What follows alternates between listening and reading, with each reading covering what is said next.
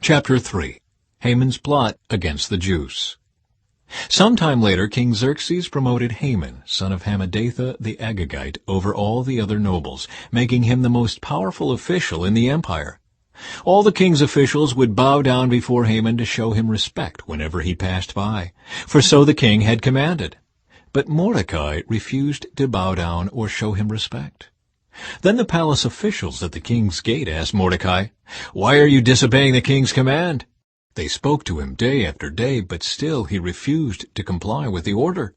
So they spoke to Haman about this to see if he would tolerate Mordecai's conduct, since Mordecai had told them he was a Jew. When Haman saw that Mordecai would not bow down or show him respect, he was filled with rage.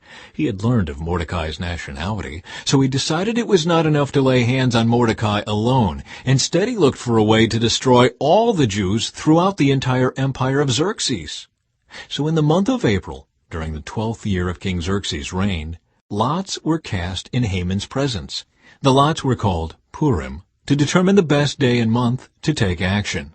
And the day selected was March 7, nearly a year later.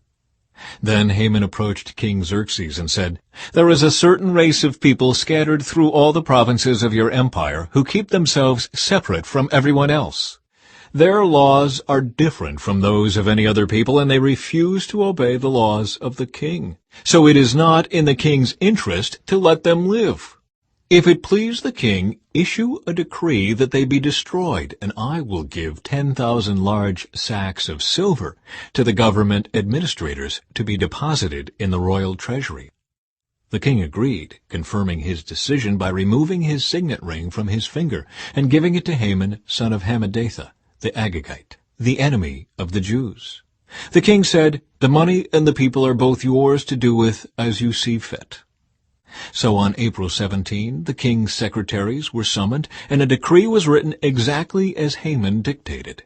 It was sent to the king's highest officers, the governors of the respective provinces, and the nobles of each province in their own scripts and languages. The decree was written in the name of King Xerxes and sealed with the king's signet ring.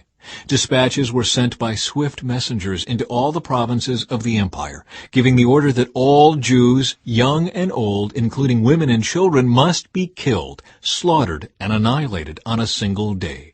This was scheduled to happen on March 7 of the next year. The property of the Jews would be given to those who killed them. A copy of this decree was to be issued as law in every province and proclaimed to all peoples, so that they would be ready to do their duty on the appointed day. At the king's command, the decree went out by swift messengers, and it was also proclaimed in the fortress of Susa. Then the king and Haman sat down to drink. But the city of Susa fell into confusion.